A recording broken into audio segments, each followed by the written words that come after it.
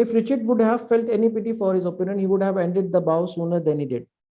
Conditional sentence है if, ठीक है। तो कंडीशनल सेंटेंस में याद रखिएगा कि जो ये वाला जो पार्ट है जो if के साथ अटैच है, इसमें याद रखिएगा एक बेसिक सा रूल है, एक बेसिक सा एक फॉर्मूला है कि if वाला जो क्लॉज है, जो पार्ट ऑफ द सेंटेंस है, इसमें जो हमारे पास if के साथ जो सब्जेक्ट है और सब्जेक्ट के साथ हमारे पास जो वर्ब दिया हुआ है, ये वर्ब कभी भी न विल होगा न वुड होगा और न वुड हैव होगा। तो मैं आगे सेंटेंस ही नहीं पढ़ूंगा। मैंने इफ देखा और आगे मैंने इसी क्लॉज में क्या देखा, वुड हैव, तो दिस इज एन एरर। ठीक है, तो आंसर ए है मेरे पास। Complaining about the lack of police protection in the neighborhood was the minister of the church and several parents of children attending the local school. ठीक है, इस सवाल को देख लिया हमने और इसमें हम देखते हैं कि क्या एरर है। कंप्लेनिंग में तो कोई एरर नजर नहीं आ रहा, लुक्स ओके। लैक में भी कोई गलती नजर नहीं आ रही। वॉज देख लेते हैं, वॉज किसके लिए आया है, was is a verb, check कर लेते हैं वॉज किस सब्जेक्ट के लिए आया है। अटेंडिंग में भी कोई मसला नजर नहीं आ रहा, या तो हमारा आंसर सी है या तो हमारा आंसर ई है। ठीक है, अब वॉज चेक करें, वॉज किसके लिए। Complaining about the lack of police protection in the neighbourhood was, तो who was complaining about the lack of protection, the minister of church एक, एंड है हमारे पास सेवरल पेरेंट्स। तो वॉज जो है वो तो सिंगुलर वर्ब के लिए, सिंगुलर सब्जेक्ट के लिए आता है, तो वॉज को हम रिप्लेस करेंगे किससे, वर से, क्योंकि यहाँ पे जो वॉज है it refers to the minister of church and several parents. अगर मिनिस्टर ऑफ चर्च भी होता तो भी हम वॉज रखते हैं, मगर एंड आ गया और सेवरल पेरेंट्स आ गया, तो इसके लिए हमें वॉज को वर्ब बनाना पड़ेगा। तो answer is C. By the time the fire engine arrived at the scene, the janitor extinguished the blaze and the tenants were returning to their homes. Okay, by the time में कोई गलती नजर नहीं आ रही। Arrived भी ठीक लग रहा है, past tense। Extinguished को चेक कर लेते हैं, ये टेंस ठीक है कि नहीं है। Tenants were returning, तो ये टेंस का सवाल है, तो बाज लोग टेंस के सवाल में टेंस हो जाते हैं। तो ये है पास्ट परफेक्ट का रूल और पास्ट कंटिन्यूस, दो रूल यहाँ पे चेक हो रहे हैं। तो देख लेते हैं, ये हमने टाइमलाइन एक बनाई, या इस तरह से कर लेंगे सवाल में, या तो दिमाग में बना लें, आप इतनी प्रैक्टिस करें। ये नाउ प्रेजेंट, ये पास्ट और ये पास्ट परफेक्ट। ठीक है, पास्ट में क्या होता है, हम second form of the verb use करते हैं, और पास्ट परफेक्ट में क्या होता है कि हैज, हैव तो प्रेजेंट टेंस में होता है। हैड के साथ हम क्या यूज करते हैं, हैड के साथ हम यूज करते हैं थर्ड फॉर्म।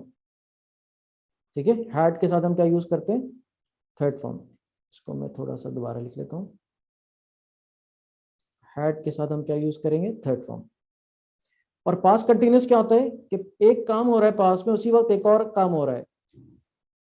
ठीक है, ये है हमारे पास पास्ट कंटिन्यूस।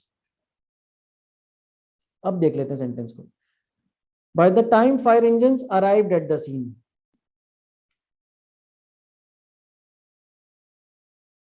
ठीक है, तो यहाँ पे अराइव्ड हो गया। By the time fire engines arrived at the scene, तो अराइव्ड क्या हो गया हमारे पास,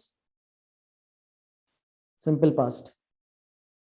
ठीक है, the janitors extinguish the blaze, तो वो एक्सटिंग्विश उसी वक्त कर रहे थे या उससे पहले कर चुके थे, जब तक वो पहुंचे जेनेटर एक्सटिंग्विश कर चुके थे और टेनेंट्स वापस अपने घरों पे जा रहे थे, and the tenants were returning to their homes. तो ये एक्सटिंग्विश वाला जो काम है ये यहां पर हुआ है, जब वो पहुंचे उससे पहले हो गया। तो एक्सटिंग्विश के साथ में क्या लगाऊंगा, हैड प्लस थर्ड फॉर्म। ठीक है, क्योंकि ये पहले हुआ है, fire engine arrive at the scene, तो फायर इंजन के अराइव होने से पहले हुआ है। ठीक है, and the tenants were returning, जब वो पहुंचे, व्हेन दे अराइव्ड, तो tenants were returning to their homes, जब वो पहुंचे तो उसी वक्त टेनेंट्स क्या हो रहे थे, रिटर्न कर रहे थे। तो इसलिए मेरा आंसर क्या हो जाएगा, सी हो जाएगा। ठीक है, the purse is the most loveliest of all the gifts I receive for my birthday. आसान सवाल है, EST के साथ मोस्ट नहीं लगता, डबल सुपरलेटिव, कभी भी डबल सुपरलेटिव नहीं होगा, और डबल कभी भी डबल कंपैरेटिव, मोर के साथ ER या IR नहीं होगा, मोस्ट के साथ EST नहीं होगा। तो आंसर सिंपल इज ए।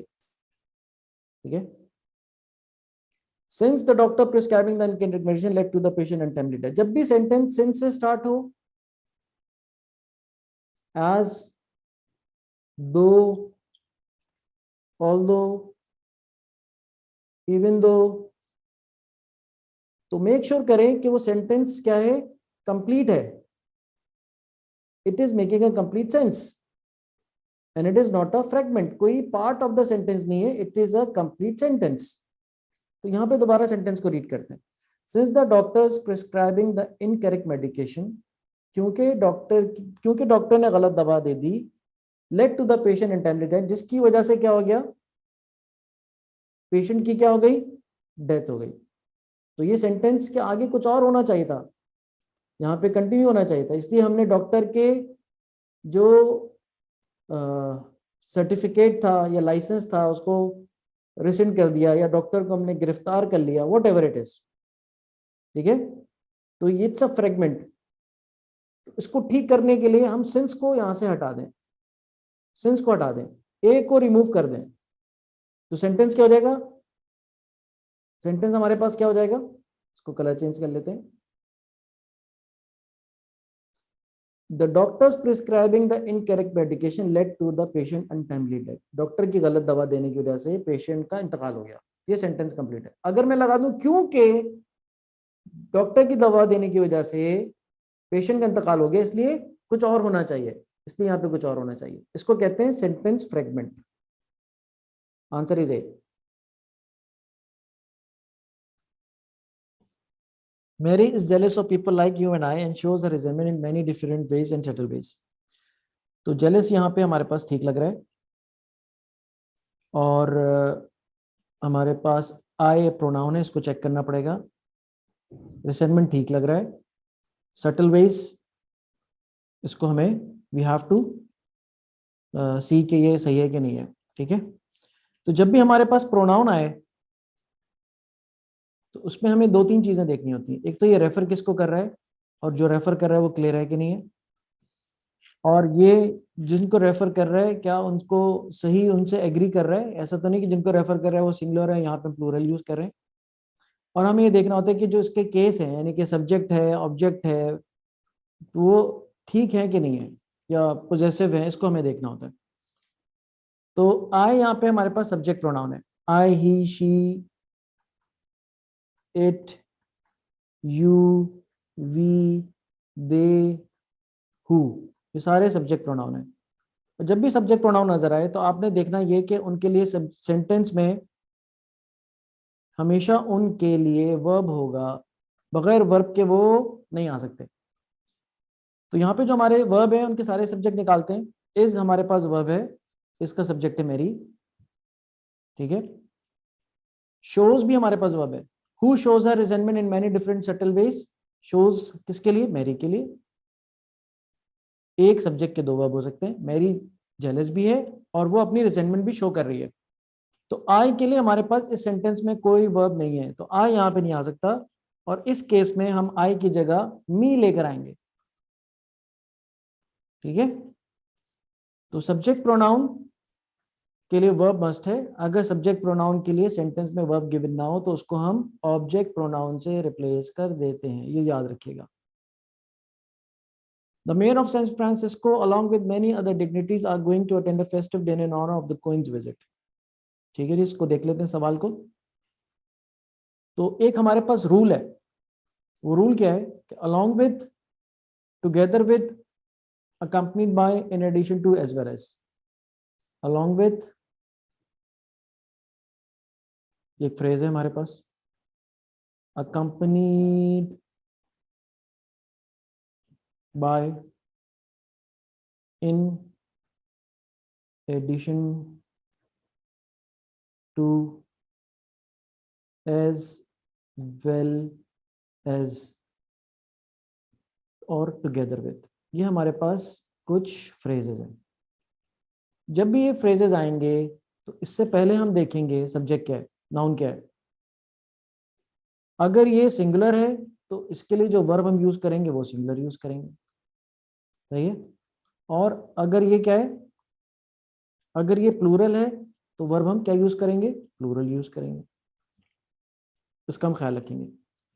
तो आइए देखते हैं कि अलॉन्ग विद से पहले हमारे पास क्या है, the mayor of San Francisco. Mayor क्या है, सिंगुलर है, ठीक है।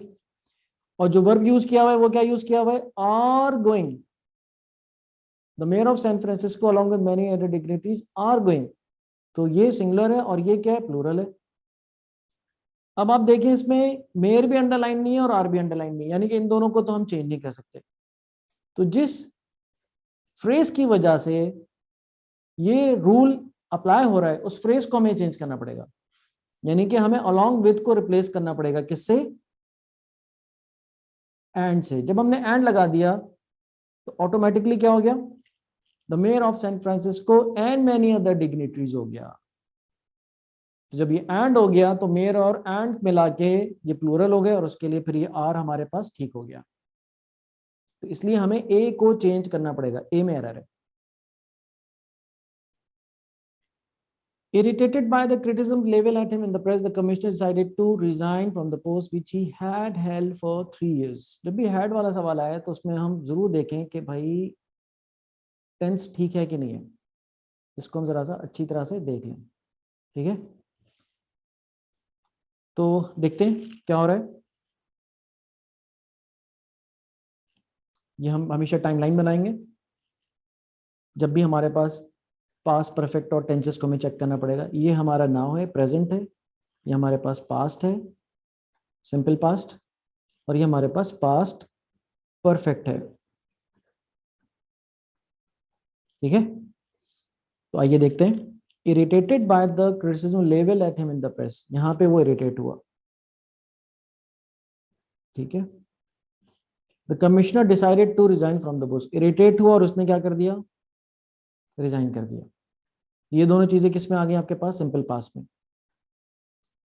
To resign from the post which he had held for 3 years। अब हमें चेक करना है कि भाई ये पास्ट परफेक्ट का यूज ठीक है कि नहीं है, हैड यहाँ पे ठीक है कि नहीं है। हैड कब आता है, जब पास्ट से पहले पास्ट की बात हो रही होती है। यहां से लेके यहां तक उसने एक पोस्ट को हेल्ड किया, यहां से लेके यहां तक एक पोस्ट को उसने हेल्ड किया, ठीक है। तो इस केस में हम क्या करेंगे, हेड हमें बता रहा है कि ये जो उसने डिसीजन लिया है, डिसाइड किया है, उससे पहले उसने पोस्ट हेल्ड रखी है, ठीक है। हेड ये बता रहा है ये पहले काम हुआ है, पोस्ट यहां से लेके यहां तक उसने हेल्ड रखी है। तो इसके लिए हम क्या करेंगे, हेल्ड तो रखेंगे रखेंगे और साथ में हेड भी लगाएंगे। ये है हमारा रूल। पास्ट से पहले पास्ट के लिए, पास्ट परफेक्ट के लिए हम हैड के साथ थर्ड फॉर्म यूज करेंगे। आंसर हमारे पास क्या है, ई। इस सवाल में कोई एरर नहीं है। The other members of the committee are not at fault. It is I who is responsible for the failure of our enterprise. थोड़ा सा ये ट्रिकी क्वेश्चन है, देखते हैं। Who are not at fault? Other members of the committee. इसमें तो कोई गलती नहीं है। सेमीकोलन दिया हुआ है, सेमीकोलन तो खैर वैसे यहाँ पे अंडरलाइन नहीं है, बट देख लेते हैं कि जब दो इंडिपेंडेंट सेंटेंसेस को, दो कंप्लीट सेंटेंसेस को हम ज्वाइन करते हैं विद सेमीकोलन, तो ये दोनों सेंटेंस क्या होना चाहिए, ये दोनों सेंटेंस कंप्लीट होने चाहिए। आगे वाला सेंटेंस देखते हैं। It is I who is responsible for the failure of our enterprise, ठीक है। अब हम ये देखते हैं इसमें रूल क्या फॉलो हो रहा है। बहुत ही इंपॉर्टेंट रूल है, अक्सर ये आ जाता है, हु, विच और दैट जब भी फॉलोड बाय अ वर्ब होंगे, जैसे इस केस में इज लगा हुआ है, तो हु, विच और दैट, जिस, ये सारे प्रोनाउंस हैं। यकीनन ये किसी नाउन को रेफर कर रहे हैं। हु किसको रेफर कर रहे हैं यहाँ पे, आई को। तो जिस नाउन को या जिस प्रोनाउन को ये रेफर कर रहे हैं उसके अकॉर्डिंगली यहाँ पे हम वर्ब सिलेक्ट करेंगे। It is he who is, यहाँ पे ठीक हो जाता। अगर ही होता तो ही हो जाता। अगर ये किसी नॉन ह्यूमन के लिए इस्तेमाल हो रहा है, फॉर एग्जाम्पल किसी टेबल के लिए हो रहा है, टेबल दैट इज, और टेबल्स हो जाता, प्लूरल हो जाता तो दैट आर। ठीक है, अगर यहाँ पे दे होता, इट इज दे, तो हम क्या वर्ब लेते हैं, यहाँ पे आर लेते। तो हु विच और दैट, हु विच और दैट, हु विच और दैट, जिस प्रोनाउन को नाउन को रेफर करेंगे उसके अकॉर्डिंगली यहाँ पे वर्ब लगाएंगे। तो यहाँ पे हमारे पास क्या है, आई है, आई, और आई के लिए हम वर्ब क्या लगाते हैं, इज नहीं लगाते, क्या लगाते हैं, एम। यहाँ पे ये एरर है, सी। I shop at the supermarket because it is cheaper and having a greater variety of food than the local grocery store. Relatively आसान सवाल है। I shop at the supermarket because it is cheaper and having नहीं होगा यहाँ पे, and has होगा, because ये किसके लिए आ रहा है वर्ब, किसके पास वैरायटी है, a greater variety of foods, because it is cheaper and has a greater variety of foods। तो हैव होता तो भी गलत हो जाता। हैविंग तो हम जेरेंड के तौर पे लेते हैं, इसको कभी भी मेन वर्ब के तौर पे नहीं लेते, तो ये तो वैसे ही गलत है। तो यहाँ पे क्या होना चाहिए था, हैज होना चाहिए था, जो कि इट को रेफर कर रहा है, और इट एक प्रोनाउन है जो कि इसको रेफर कर रहा है, सुपरमार्केट को रेफर कर रहा है, because it is cheaper and has a greater variety of food. Answer यहाँ पे बी हो जाएगा आपका।